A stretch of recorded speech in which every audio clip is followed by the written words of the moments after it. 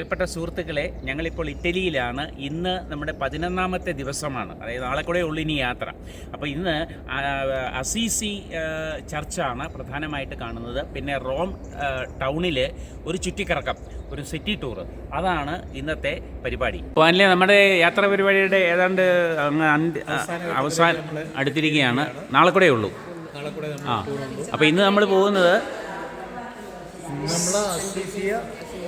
Church, റോമിൻ്റെ ഒരു city tour. അപ്പോൾ ഇതാണ് ഇന്നത്തെ പരിപാടി. ഇന്ന് ഞങ്ങളുടെ യാത്രാ പരിപാടിയിലെ 10ാമത്തെ ദിവസം ഇറ്റലിയിലെ അസീസിയിൽ സെയിൻറ്റ് ഫ്രാൻസിസ്കോ ബസിലിക്കയിൽ എത്തിയിരിക്കുകയാണ്. ഈ കാണുന്നതാണ് സെയിൻറ്റ് ഫ്രാൻസിസ് ബസിലിക്കയുടെ പുറമേയുള്ള ദൃശ്യം, പുറമേയുള്ള കവാടം.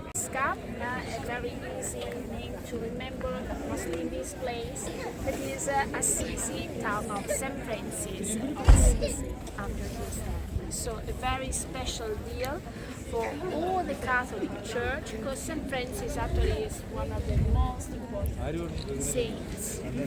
He lived in 11 and 1200s. So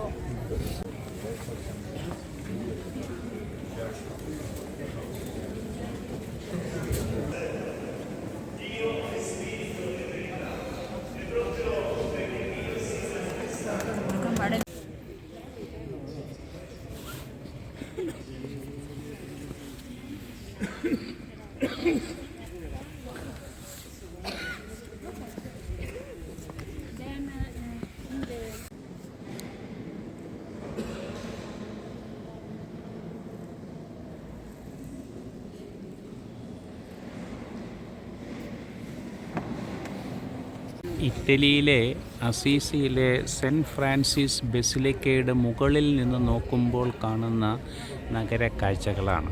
ഇതാണ് saint Francis ബസിലിക്കോ.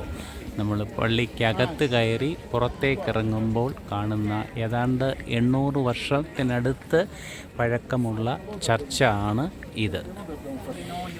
Guided audio tour കഴിഞ്ഞ് ഞങ്ങൾ പുറത്തേക്കിറങ്ങി വരുന്ന ഭാഗമാണ് ഇത്.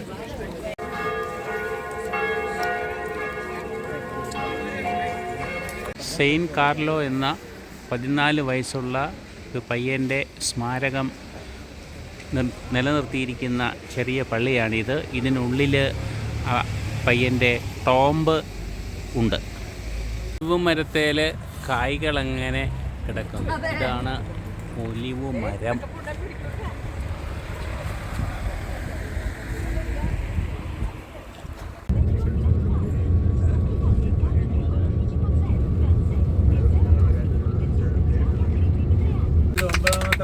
നമ്മളങ്ങനെ 9ാമത്തെ രാജ്യത്തേക്ക് പ്രവേശിച്ചിരിക്കുന്നു, വത്തിക്കാനല്ലേ. സെൻറ്റ് പീറ്റേഴ്സ് ബസിലിക്കയാണ് കാണുന്നത്. പാർക്കിംഗ് പ്ലേസിൽ നിന്നും വത്തിക്കാനിൽ മാർപ്പാപ്പയുടെ ആസ്ഥാനത്തേക്ക് എല്ലാവരും നടന്നു പോകുന്നു. വത്തിക്കാനിലെ സെയിൻറ്റ് പീറ്റേഴ്സ് ബസിലിക്കയിലേക്ക് പ്രവേശിച്ചപ്പോൾ കാണുന്ന കാഴ്ചകളും തിരക്കുകളുമാണ്. ഇതാണ് പ്രധാനപ്പെട്ട ബസിലിക്ക, മാർപ്പാപ്പയുടെ ആസ്ഥാനം. അതിൻ്റെ മുൻവശത്ത് സ്റ്റേജ് കാണുന്നു. ആ സ്റ്റേജിലാണ് മാർപ്പാപ്പ ബുധനാഴ്ചകളിൽ ദർശനത്തിനായിട്ട് വരുന്നത്. ഇവിടുത്തെ തിരക്ക് എല്ലാ ദിവസവും ഇത്തരത്തിലുള്ള തിരക്കാണ്. ഈ കെട്ടിട സമുച്ചയങ്ങളാണ് സെൻറ്റ് പീറ്റേഴ്സ് ബസിലിക്കയുടെ പ്രധാനപ്പെട്ട കാഴ്ചകൾ. ഇതാ നോക്കിക്കേ, ഈ കാണുന്ന ഇവിടെ കസേരകൾ മാർപ്പാപ്പ വരുന്ന അവസരത്തിൽ ആൾക്കാർക്ക് ഇരിക്കാനുള്ള, പ്രാർത്ഥിക്കാനുള്ള, കുർബാന നടത്താനുള്ള സജ്ജീകരണങ്ങളാണ്. വളരെ മനോഹരമായിട്ട് ആസൂത്രണം ചെയ്ത് കെട്ടിപ്പടുത്തിരിക്കുന്ന കെട്ടിട സമുച്ചയങ്ങൾ. ഈ ഇരിപ്പിടങ്ങളിലാണ് മാർപ്പാപ്പ ദർശനത്തിന് വരുമ്പോൾ ആൾക്കാർ ഇരിക്കാറുള്ളത്. ഇതാണ് പ്രധാനപ്പെട്ട സെയിൻറ്റ് പീറ്റേഴ്സ് ബസിലിക്കയുടെ ആസ്ഥാന മന്ദിരം. വത്തിക്കാനിൽ ലോകത്തിൻ്റെ വിവിധ ഭാഗങ്ങളിൽ നിന്ന് എത്തുന്ന മിക്കവാറും എല്ലാ രാജ്യങ്ങളിൽ നിന്നുള്ള ആൾക്കാർ ഈ സന്ദർശനത്തിന് വേണ്ടിയിട്ട് ഇവിടെ എത്തിക്കൊണ്ടിരിക്കുകയാണ്. വളരെ ഭംഗിയാർന്ന കെട്ടിടങ്ങൾ, വളരെ ചിട്ടയോടെ ഉള്ള സജ്ജീകരണങ്ങൾ, ഇപ്പോൾ ആ ബസിലിക്കയിൽ നിന്നും ബെൽ മുഴങ്ങുന്നുണ്ട്, പള്ളിമണി മുഴങ്ങുന്നുണ്ട്.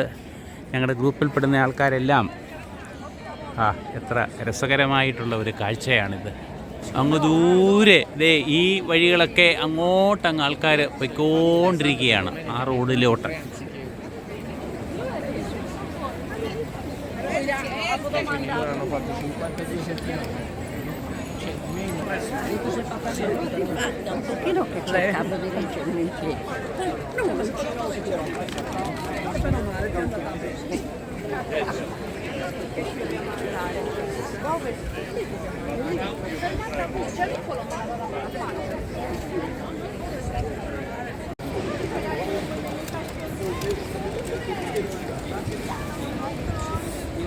പള്ളിക്കകത്തേക്ക് കയറാനുള്ള നീണ്ട ക്യൂ ആണ് ഈ കാണുന്നത്.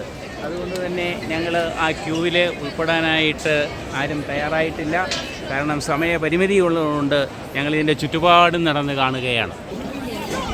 ആൾക്കാരിങ്ങനെ ഒഴുകുകയാണ്, തലങ്ങും വിലങ്ങും. ഇതാ കുട്ടികളുടെ ഒരു പറ്റമാണ് ഈ വരുന്നത്. ഇങ്ങനെ ആൾക്കാർ ഈ പരിസരം മുഴുവനും അങ്ങോട്ടും ഇങ്ങോട്ടും ഇതാ കൊച്ചു കുഞ്ഞിനെ തള്ളിക്കൊണ്ട് പോവുകയാണ്. അതുപോലത്തെ ധാരാളം കാഴ്ചകൾ നമുക്കിവിടെ കാണാനായിട്ട് സാധിക്കും. അകത്തോട്ട് കയറാനായിട്ട് ഇവിടെ ഭയങ്കര ക്യൂ ആണ്. അതുകൊണ്ട് തന്നെ നമ്മുടെ ആരും ഇവിടെ അതിന് തയ്യാറായില്ല. കാരണം ക്യൂവിനകത്ത് അതെ അങ്ങോട്ട് കാണുന്ന ആ റോഡ് കണ്ടോ, ആ രണ്ടിൻ്റെ സൈഡിലുമുള്ള അവിടെ മുഴുവനും ജനമാണ്, ജനത്തിരക്കാണ് അവിടെ. ഇടയ്ക്ക് ഭിക്ഷക്കാരും ഒക്കെ ഉണ്ട് അല്ലേ? ഭയങ്കര മോഷണമുണ്ട്. അതുമെല്ലാം ഇവിടെ നടക്കുന്നുണ്ട്. കാരണം അതുപോലെയുള്ള ആളുകളാണ്, ധാരാളം ആൾക്കാരിങ്ങനെ വരുന്നു പോകുന്നു. ഞങ്ങളെല്ലാവരും തന്നെ ഈ ബസിലിക്കയിൽ ഒരു ഓട്ടപ്രദക്ഷിണം നടത്തുകയാണ്. ഇവിടെ കാണുന്ന ഈ തിരക്കുകളും ബഹളങ്ങളും ഇതാ അങ്ങ് ഏറ്റവും പുറകിൽ കാണുന്നതാണ് നമ്മുടെ സെൻറ്റ് പീറ്റേഴ്സ് ബസിലിക്ക. അങ്ങ് ദൂരെയാണ് കാണുന്നത്. അതേസമയം തന്നെ ചുറ്റുമുള്ള കാഴ്ചകളും തിരക്കും ധാരാളം ആൾക്കാർ, ആയിരക്കണക്കിന് ആൾക്കാർ ഇവിടെ. ഭയങ്കര ക്യൂ ആണ്. ഇപ്പോൾ ക്യൂവിനകത്തൊക്കെ ചെന്ന് പെട്ട് കഴിഞ്ഞാൽ ഒരു രക്ഷയില്ല അല്ലേ?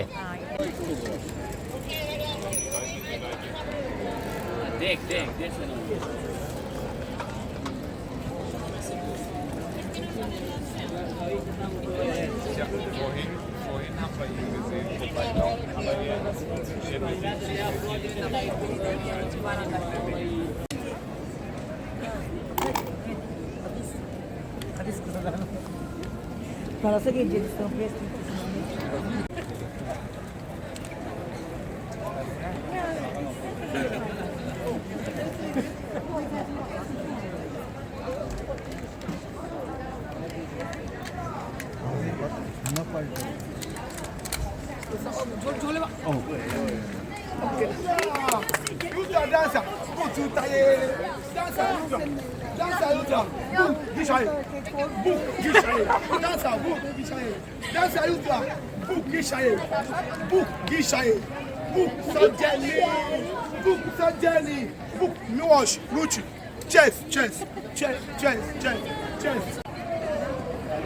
പള്ളിക്കകത്ത് കയറിയിട്ട് തിരിച്ചു വരിക.